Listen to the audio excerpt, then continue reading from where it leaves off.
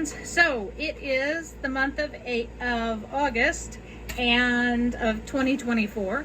So we are in the middle of the Olympics. So we're going to go ahead and show you guys how to make this cute little Olympic mascot. He is called a frigesse. I could be pronouncing that completely wrong, but he's a little triangle is what he really is. He's a triangle. He's got kind of arms, and he's got a little emblem on his belly that I assume is the Olympic emblem.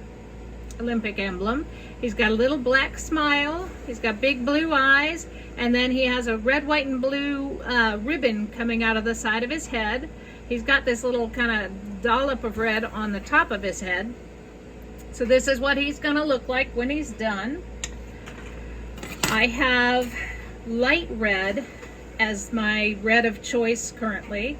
I have white, of course, for his emblem, his eyeballs. I have a kind of an opalina blue because it happened to be on my station. I've already pulled out some hair fine black stringer for his smile. And I've pulled out a kind of larger black for his pupils because I want his little pupils to have little white dots in them. So I have a little white stringer that I've pulled out. And then I've already made that ribbon cane, a ribbon. It's not a cane, it's just a ribbon. So it's kind of thin. I'm not sure how this is going to work for us. So what I've done on that first one, I kind of messed it up. So I'm going to use this ribbon here that I have, and I'm going to just heat it and fold it into that kind of V. So I'm going to heat it up here, and it doesn't need to get super hot. It'll bend without being completely molten. And I'm going to try and make it exactly the size that I want for when I stick it on the side of his head.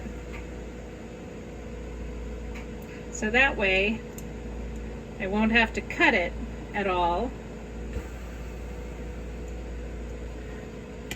and potentially mess it up. So what I did is I just folded it kind of into a V is what I've made here. So now I'm going to nip it off with my little, these are just wire nippers. And he's right here. So I'm going to kind of use that as a little last thing that I'm going to put on there. So I'm just going to leave it here on my station. And you might want to do up a couple of those before you get truly started, because in case one of them drops and breaks or anything happens to it, you'd probably want to have more than one of them ready. So I'm going to go ahead and do that.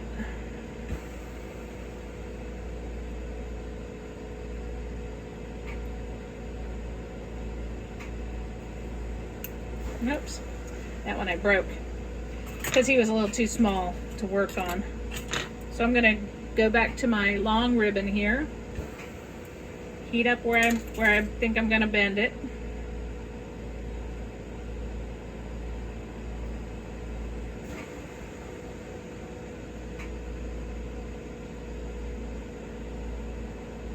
And bend it. So now I have my little V. And that way it is only one spot that you're going to attach it to the head to your little guy, your little frigesse. Okay, so now I've got two of them. Okay, my little ribbons. In case one of them gets messed up or something happens to it, it'll be ready. Okay, so I've got my mandrel. So another thing I was thinking of would be super cute, would be to, once you take the bead off, is to give him those legs that they've got with little tennis shoes, and use that with like a piece of copper wire that you could then put the tennis shoes on the bottom of, and and then have those little legs dangling. That would be awfully cute. So I might do that as well. Not in this video. This video is simply the bead. So we had already made that ribbon for the side of his head. Now we're going to start with, like I said, this is light red, Effetro light red. I'm just heating up how long I'm going to make the base of this bead. I'm going to start by making a cone-shaped bead. And depending on how big you want it, you want your base to start that large.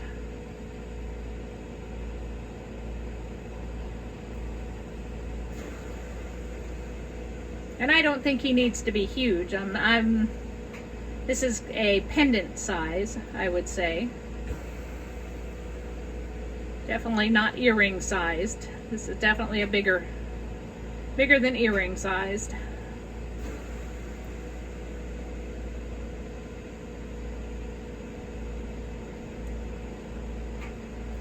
Alrighty, so I'm making my cone here. I'm just adding layer after layer, doing around the world, adding that glass.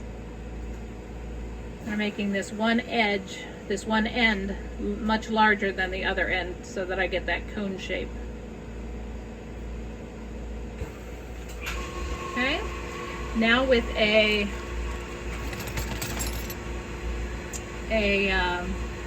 whatever graphite marker you happen to have. If you've got a torch mounted one, you lucky son of a gun.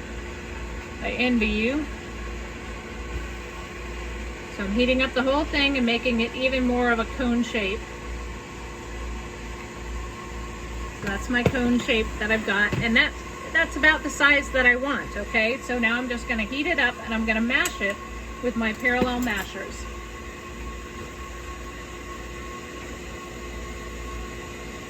Going to heat up that whole thing so that it'll all mash evenly.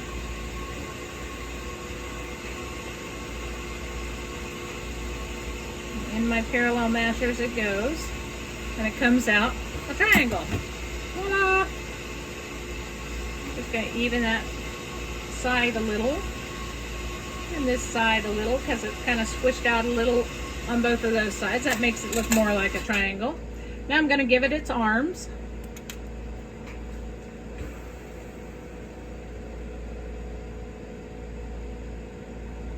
Have you guys been watching the Olympics? We've been watching them in my house. My husband and my daughter, my granddaughter, and my mom we're all out there cheering on the USA.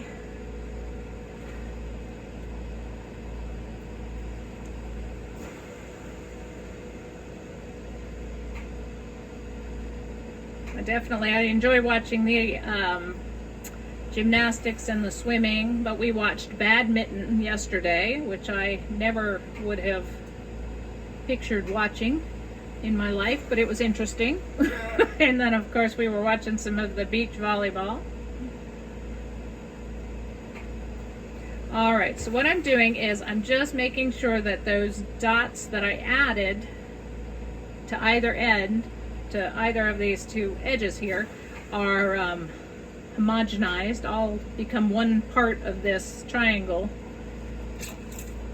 because I don't want them to really be kind of looking like their own entity. If you want them to be longer, if you want them to be kind of one of them going up like it's gonna shake your hand or something, you certainly can do that. That would be awfully cute. So now I've got my shape of the bead that I want. I'm going to pick which side I'm going to put the face on, and it's going to be this flatter, larger area. I'm going to start with my smile because my smile kind of dictates, if I screw that up, where everything else is going to get placed. So I'm just going to, I might make my flame a little bit smaller.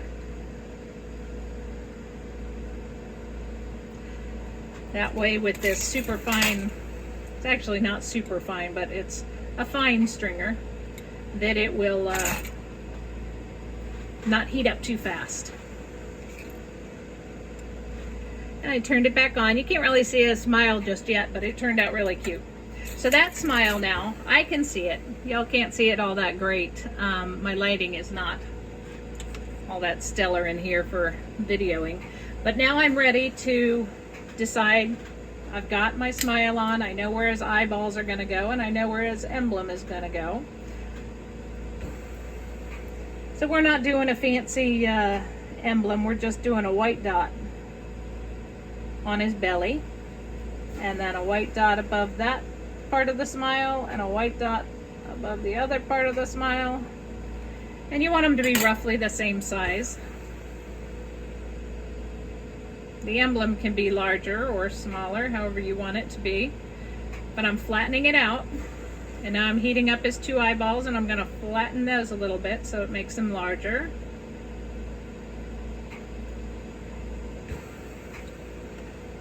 Okay, so now he's got his three dots. He's got his smile in between those three dots. And I'm ready to put on his blue eyes.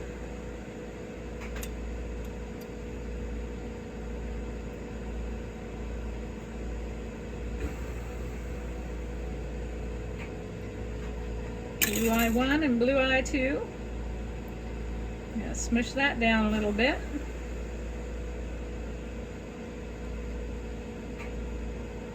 I really like the way the this particular I think it's opalino, turquoise opalino, but you could use absolutely any blue. You could use a transparent blue, aqua, or whatever color you want. Totally up to you. Now, like I said, I wanted to use that kind of thicker black so his pupils will be a little bit larger, so I can put a little white dot in them. And the white dot is just the sparkle in his eyes from all the lights from the Olympics.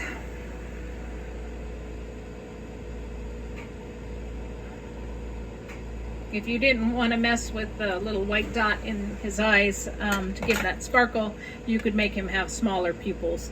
Okay, so he's got fairly decent sized pupils here, so that I can put that little white sparkle in his eye.